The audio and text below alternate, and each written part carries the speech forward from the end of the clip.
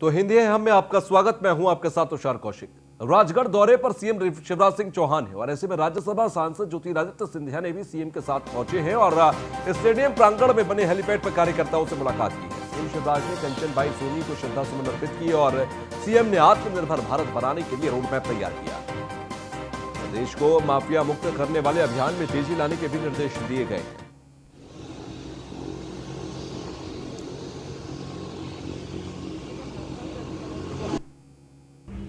कैसे कृषि विभाग किसानों की आय दुगनी कर सकता है और कैसे हम शिक्षा और स्वास्थ्य की व्यवस्था में बेहतर सुधार कर सकते हैं, उसके लिए हमने चिंतन मनन किया। हर एक मंत्रियों से अपने विभागों पर भी मैं चर्चा करके एक टीम के रूप में सब बेहतर काम करें, इस अभियान में लगे हुए हैं। जहाँ तक मध्य प्रदेश का सवाल है, कोरोना काल में भी मध्य प्रदेश को तेज गति से आगे बढ़ाने की कोशिश की है।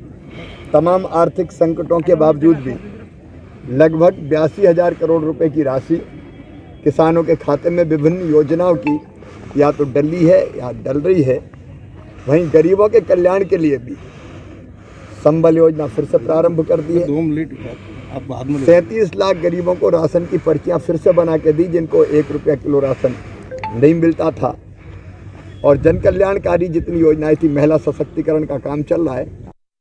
विनम्र श्रद्धांजलि अर्पित करने के लिए आए हैं, जिन्हें बाह के नाम से पुकारा जाता था, जिन्होंने एक श्रेष्ठ शिक्षा एवं संस्कृति प्रदान की अपने 5 के 5 बच्चों को, जिनमें से सुरेश सोनी जी ने राष्ट्र के लिए अपने पूरे जीवन को समर्पित किया। ऐसी महान माताश्री को के चरणों में हम नमन करते हैं। बहुत बड़ा एक बड़ी क्षति हुई है उनके परिवार के लिए। भगवान संबल दे उनके परिजनों को मजबूती। खबर भोपाल से, जहां पर पूर्व सीएम कमलनाथ का बयान सामने आया। देश के लाखों किसान दिल्ली बॉर्डर पर बैठे हैं। ये आज के किसान हैं और 30-40 साल पुराने वाले नहीं। आज के किसानों को सभी प्रकार के ज्ञान है। आज के किसानों को सारी बातें समझ में भी आती हैं और कांग्रेस के वरिष्ठ नेताओं ने किसानों के लिए अनेकों कदम उठाए हैं। मध्य प्रदेश की 70% अर्थव्यवस्था कृषि क्षेत्र पर आधारित है। इंदिरा गांधी के कार्यों की आलोचना की जाती थी। ये कानून हमारे कृषि क्षेत्र का निजीकरण कर रहा है।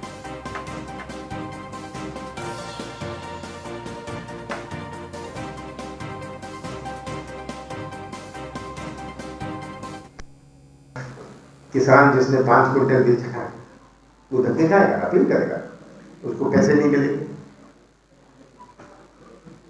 तो इन्होंने कानून, उसका जो कानूनी उपाय था उसको भी खत्म कर दिया। किसान तो तभी बोल सकता है जब उसके पास खाद और बीज हो। खाद और बीज की मैन्युफैक्चरिंग तो किसान नहीं करता, वो तो गवर्नमेंट ही देती है कोऑपरेटिव्स के थ्रू। अगर ये कम कर दिया तो कौन किसके पास जाएगा खाद और बीज? निजी कंपनी के पास। तो निजी कंपनी खाद और बीज लेके जाएगी, कहेगी भाई खाद बीज हमारे पास है, तुम हमें दे, हमारे लिए कॉन्ट्रैक्ट फार्मिंग कर लो। तो कॉन्ट्रैक्ट फार्मिंग के लिए मजबूर कर देंगे। किसान सोचेगा मैं तो मर जाऊंगा। तो कॉन्ट्रैक्ट फार्मिंग की जो परमिशन दी गई है, कॉन्ट्रैक्ट फार्मिंग की जो परमिशन दी गई है, कोई भी कॉन्ट्रैक्ट फार्मिंग करे, बड़ा साधारण, बड़ा सरल लगता है। पर जिस किसान को खाद और बीज ना मिले वो तो मजबूर हो जाएगा कॉन्ट्रैक्ट फार्मिंग। इसीलिए ये 3 कानून बड़े काले कानून है। तो पूर्व सीएम कमलनाथ के बयान पर बीजेपी प्रदेश अध्यक्ष का पलटवार भी देखने को मिला। कमलनाथ जी के हाल बेगानी शादी में अब्दुल्ला दीवाने जैसे हैं। अब किसान कांग्रेस के साथ नहीं है तो वो छिंदवाड़ा में जाके अपने अस्तित्व को बचा रहे हैं। छिंदवाड़ा के अंदर कॉन्ट्रैक्ट फार्मिंग हमने पहले ही शुरू कर दी थी। केरल में कांग्रेस की सरकार है, वहां भी एबीएमसी एक्ट नहीं है। ऐसे में कमलनाथ तो अरुण यादव के ग्रंथों पर बोझ डालकर चले गए थे।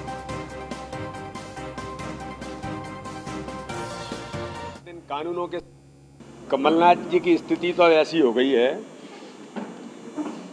कि वो है ना कहावत, बेगानी शादी में अब्दुल्ला दीवाना, ऐसे हाल कमलनाथ जी के हैं। इतने दिनों बाद कमलनाथ जी को भी याद आ रही है। मध्य प्रदेश के अंदर कांग्रेस आंदोलन का आह्वान कर रही थी, कमलनाथ जी गायब थे। मध्य प्रदेश का किसान माननीय प्रधानमंत्री जी के साथ, इन दोनों के साथ खड़ा है। मीडिया के सारे मित्र जानते हैं कि 50 लाख से ऊपर किसानों ने माननीय प्रधानमंत्री जी को इस बात के लिए सुना था, कानून के समर्थन में। अब किसान कांग्रेस के साथ नहीं है तो कमलनाथ जी छिंदवाड़ा में पहुंच करके विचार कर रहे हैं कि कुछ तथाकथित किसान कहीं से करके हम अपनी अस्तित्व को कैसे बचाएं। और कमलनाथ जी ने इस बात का उल्लेख किया था, इस बात का जवाब दें कि कांग्रेस का 2019 का जो घोषणा पत्र है उसके अंदर इन कानूनों के बारे में कांग्रेस ने जो वादा किया था घोषणा पत्र के अंदर, तो क्या वो झूठा था? ये कमलनाथ जी को बताना चाहिए। देश भी जानना चाहता है, मध्य प्रदेश की जनता भी जानना चाहती है। झूठ, छल, कपट के आधार पर ही केवल राजनीति नहीं हो सकती। और कमलनाथ जी ने कहा था कि कॉन्ट्रैक्ट फार्मिंग छिंदवाड़ा के अंदर तो हमने 10 साल पहले शुरू कर दी थी। ये कोई हम लोगों ने नहीं कहा। कॉन्ट्रैक्ट फार्मिंग इस कानून का एक अहम हिस्सा है। और कमलनाथ जी कहते थे कि ये हमने बहुत पहले शुरू कर दी थी। तो कमलनाथ जी जरा आप ये बताइए कि अगर, और वहाँ के फार्मर्स के, कॉन्ट्रैक्ट फार्मिंग करने वाले किसानों ने बयान दिए थे, आपके मीडिया के मित्रों ने ही छापा था, ये किसानों के बहुत हित में है आज के समय में। तो कमलनाथ जी आप ये दोहरा चरित्र, एक और आप ये कहते हैं और दूसरी ओर आप ये कहते हैं। केरल में आपकी सरकार है, केरल के अंदर एपीएमसी एक्ट वहां पर नहीं है, तो आप वहां विरोध क्यों नहीं कर रहे हैं? वहां तो विरोध करने के लिए आप नहीं गए। एपीएमसी एक्ट वहां भी लागू होना चाहिए। तो इसलिए इस प्रकार से कमलनाथ जी ने जो आज बयान दिए हैं, तो मैं तो पूछना चाहता हूं कमलनाथ जी, आप जो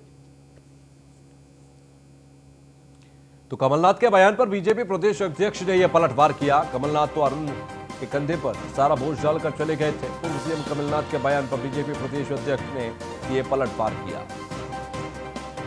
कमलनाथ जी का हाल बेगानी की शादी में अब्दुल्ला बेगानी जैसा है। अब किसान कांग्रेस के साथ नहीं है तो वो छिंदवाड़ा में जाकर रोना रो रहे हैं। छिंदवाड़ा के अंदर कॉन्ट्रैक्ट फार्मिंग हमने तो पहले ही शुरू कर दिया था।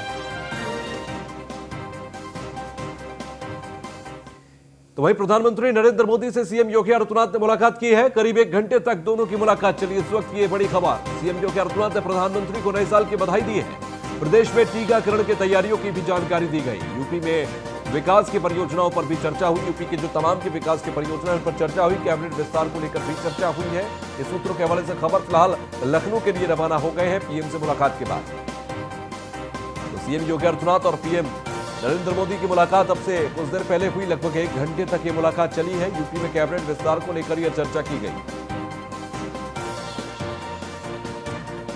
तो पीएम से मुलाकात कर सीएम योगी लखनऊ के लिए रवाना हो गए हैं। पीएम मोदी से पीएम के आवास पर ही मुलाकात की गई है। करीब 1 घंटे तक चली दोनों के बीच मुलाकात।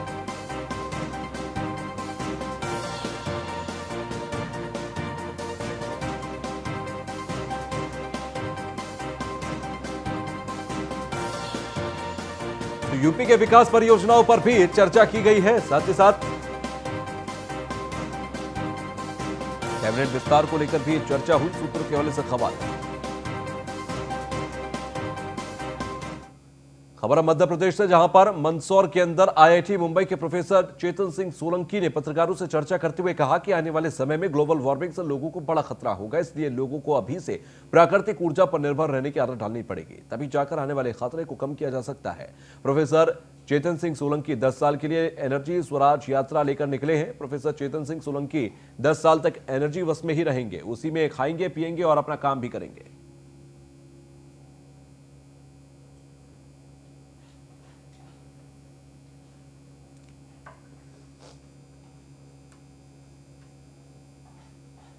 ये यात्रा 26 नवंबर को माननीय मुख्यमंत्री जी ने हरी झंडी दिखा के चालू की और अभी तक करीब 13 जिलों में मध्य प्रदेश में यात्रा हो गई है। और इसका जो मुख्य उद्देश्य है, जिस तरह से जलवायु परिवर्तन हुआ है पूरे पृथ्वी पर, और ये इतना बड़ा परिवर्तन है कि मनुष्य के अस्तित्व को खतरा पैदा हो रहा है।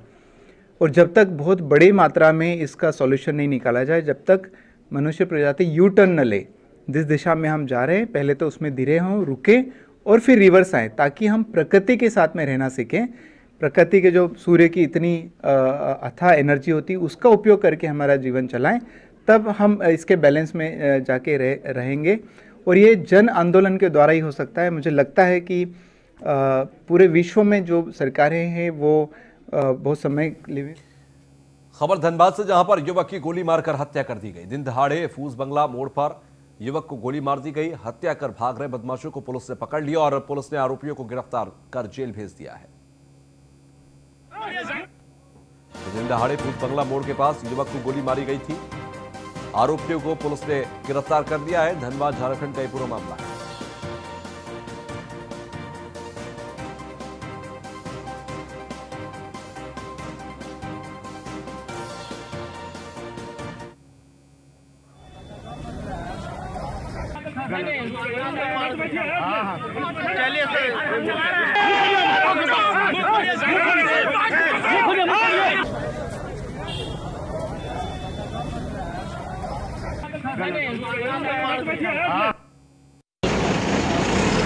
बांग्ला चौक थोड़ा मुकर के लगभग 8:30 बजे एक व्यक्ति चौक पर खड़े थे। उस पर एक बाइक से 2 लोग आए और उस पर गोली चला दी। घायल हुए हैं, इसको PMCH इलाज के लिए भेजा गया। बाइक से आने वाले अपराधी पुलिस ने कस्टडी में। उधर कितने राउंड गोली चली है, क्या कोई जानकारी मिल पाया? तो 1 राउंड गोली चली थी।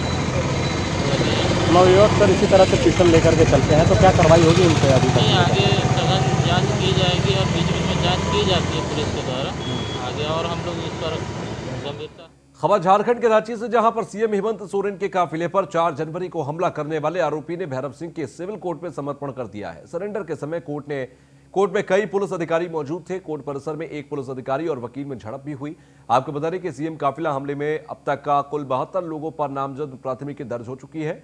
वहीं 28 लोगों को जेल भी भेजा जा चुका है। सरेंडर के बाद भैरव सिंह ने बताया कि वो इंसाफ की आवाज लेकर सड़क पर उतरा था। उसे पता भी नहीं था कि उस वक्त सीएम का काफिला उधर से गुजरने वाला है और न ही काफिले पर हमला करने का उसका इरादा था।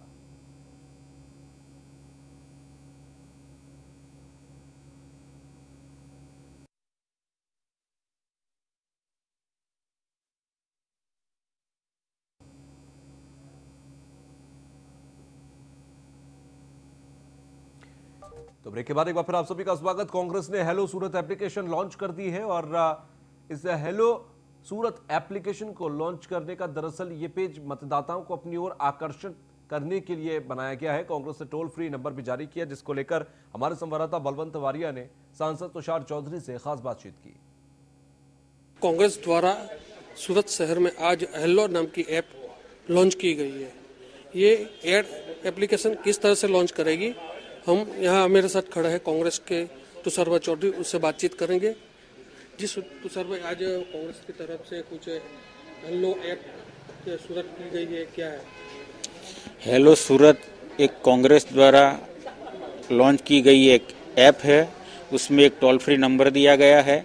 ये टोल फ्री नंबर पे सूरत शहर का हर कोई आदमी जिसको कोई भी कॉरपोरेशन रिलेटेड कोई भी उनकी समस्या हो तो व्हाट्सएप भी कर सकता है और फ़ोन पे सीधा भी बात कर सकता है, और वो जो समस्या हमारे पास आएगी उसका हल निकालने के लिए हम कॉरपोरेशन तक कांग्रेस के आदमी पहुंचेंगे और उनकी समस्या का निराकरण करने का प्रयास करेंगे।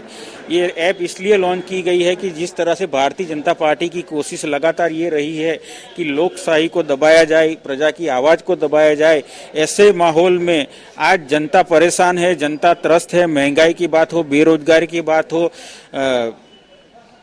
काम धंधे की बात हो, लेकिन लोग कोई बोल नहीं सकता, इतना डर उनके मन में हो गया है। ऐसे माहौल में लोग खुल के बोले और उनकी समस्या हम तक पहुंचाए, इसलिए हमने ये ऐप का लॉन्च किया है।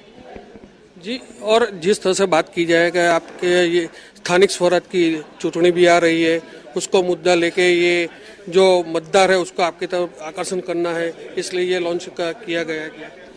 स्वाभाविक है कि महानगर पालिका का चुनाव भी आ रहा है, तो चुनाव में भारतीय जनता पार्टी का शासन पिछले कई सालों से रहा है, लेकिन कई वार्ड ऐसे हैं कि जहां उनका ध्यान ही नहीं गया है कि उनकी समस्या जैसी ही रही है, तो वो सब जो अभी चुप रहे हैं, बोल नहीं सके, ऐसे लोगों की आवाज बाहर निकालने के लिए हमने ये ऐप का लॉन्च किया है। जी, ये जो लॉन्च किया गया है उसके अंदर अभी तक कितने कॉल आए हैं और किस तरह के आप ये इसको फॉलो करेंगे? अभी तो ये लॉन्चिंग अभी आपके सामने हुआ है, तो अभी उसका प्रचार प्रसार होगा, आपके माध्यम से भी लोगों तक ये बात पहुंचेगी, ये व्हाट्सएप नंबर पहुंचेंगे, तब जाके फोन आएंगे। अभी तो 5 मिनट हुआ है ये लॉन्चिंग किए हुए। जी, ये रथ है जो रथ बनाया गया है, कुछ उसको कौन से इलाके में घुमाया जाएगा? पूरे 30 वार्ड में घूमेगा ये रथ, यहीं रहने वाला है, पूरे जगह पे ये घूमेगा। जी, बात की जाए तो तुषार भाई चौधरी ने आज हमको बताया है कि यहाँ सूरत में अंदर जो एप्लीकेशन लॉन्च की गई है उसके लिए एक रथ भी बनाया है, उसको पूरे सूरत में फरेगा और उसको जिसको कोई तकलीफ होगी उसके हिसाब से इसको कॉल भी कर सकता है या व्हाट्सएप से भी जान कर सकता है। रिपोर्टर बळवंत वरिया साथे पीडी रावल, न्यूज़ 1 इंडिया, सूरत। પ્રોગ્રેસિવ રાજનીતિ શરૂ કરવા માટેનો અમારો આ સંકલ્પ છે। હેલો દ્વારા જનતાની તકલીફો સત્તા પર બેસેલી સરકાર સુધી પહોંચાડવા માટેનો આ અમારો સંકલ્પ છે। સત્તા પર બેઠેલા નેતાઓ જનતા વચ્ચે મોટું અંતર ઊભું થયું છે। માત્ર મન કી બાત કહીએ છીએ, એને બદલે અમે જનતાની વાત સરકાર સુધી પહોંચાડવા અને એનો અવાજ લોકોનો અવાજ રૂપી જે વિકાસની સમસ્યાઓ છે, પોતાના વિસ્તારની સમસ્યા છે, તેનો નિરાકરણ લાવવા માટેનો અમારો સંયુક્ત પ્રયાસ છે। મને વિશ્વાસ છે સુરતની ભૂમિ હંમેશા એક વિચારશીલ ભૂમિ રહી છે। खबर गुजरात के सूरत से, जहां सूरत के क्राइम ब्रांच के हाथ एक बड़ी सफलता लगी है। यहां पर ज्वेलर्स पर हमला करने वाले दोनों आरोपियों को क्राइम ब्रांच ने गिरफ्तार कर लिया। पुलिस ने आरोपियों के पास से 2 बाइक चोरी की बरामद की है। हमले में इस्तेमाल की गई हथियार भी बरामद कर लिए हैं। क्राइम ब्रांच ने 80 से 100 पुलिस की अलग अलग टीम बनाकर आरोपियों को पकड़ने के लिए टीम गठित की थी, जिसको आज पुलिस ने आरोपियों को गिरफ्तार कर जेल भेजने के बाद सफलता हासिल की है।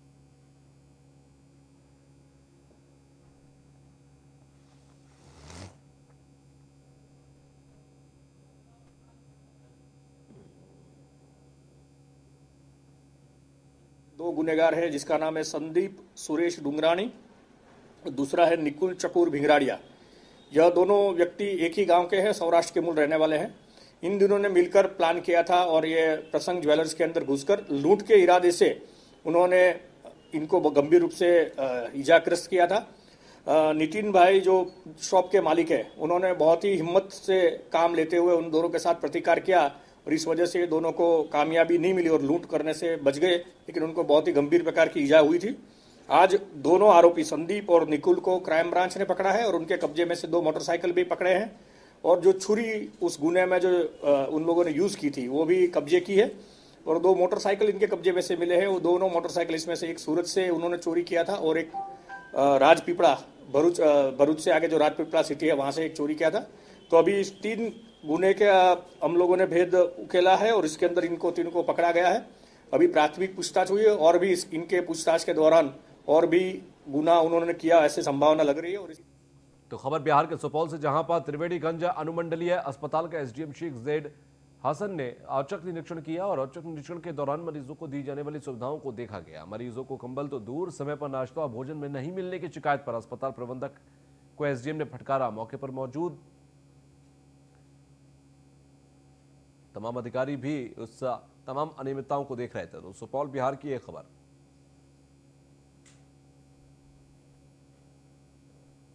यहाँ पे कुछ मिसमैनेजमेंट है, अभी कंबल इत्यादि देना था पेशेंट को, तो अभी हमारे सामने दिया गया है। आउटसोर्सिंग और प्लस डॉक्टर के बीच में प्रॉपर कोऑर्डिनेशन होना चाहिए। आउटसोर्सिंग की कुछ शिकायत मिली है, हम लोग कार्रवाई करेंगे। एक्चुअली भवन निर्माण भी वहाँ पे हो रहा है हॉस्पिटल का, तो वहाँ भी ये देखना था हमें कि कितना छड़ अंदर गहराई तक जा रहा है, जो उसका डेप्थ है वो भी प्रॉपर बिल्डिंग बने। सर सुनने में आया सर प्रभारी पद को लेकर के यहाँ अभी प्रभारी पद को लेकर ऑलरेडी प्रभारी पदाधिकारी हैं, अभी विभाग ने प्रभारी पदाधिकारी नियुक्त कर दिया है, लेकिन एक लेटर वायरल हो रहा है सर जो सोशल मीडिया पर। तो बिहार के सुपौल में इन दिनों बालू माफिया अलग अलग घाटों पर बालू का खनन कर रहे हैं। तो ऐसे में अवैध खनन कर काली कमाई करने में लगे हैं। विभिन्न नदियों पर बगैर सरकार की अनुमति के बालू का अवैध खनन कर बाजारों में उसे ऊंचे कीमतों पर बेच रहे हैं। सरकार को लाखों के राजस्व का चूना भी लग रहा है।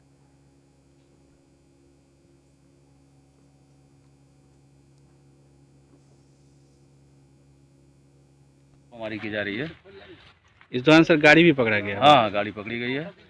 कहाँ कहाँ कितनी गाड़ियाँ पकड़ी? वो जोगिया चाही में गाड़ी पकड़ी गई है। अभी हम लोग यहाँ पे हैं, कोरिया पट्टी सुबसर नदी पे। इस पर सर क्या कार्रवाई की जाए? कार्रवाई होगी, हम लोग प्राथमिकी दर्ज कराएंगे इस पर। बाजाबता टीम गठित करके और भी जगह छापामारी की जा रही है। अब लास्ट में बताया जाएगा कितनी गाड़ी पकड़ी गई, छापामारी की जा रही है। खबर छत्तीसगढ़ के महासमुंद से है, जहां बेशकीमती रत्न हीरे की तस्करी करते एक आरोपी को पिथौरा थाने और साइबर क्राइम पुलिस की संयुक्त टीम ने गिरफ्तार किया। आरोपी से करीब 10 लाख से के 400 नग हीरा जब्त कर आरोपी को जेल भेज दिया गया।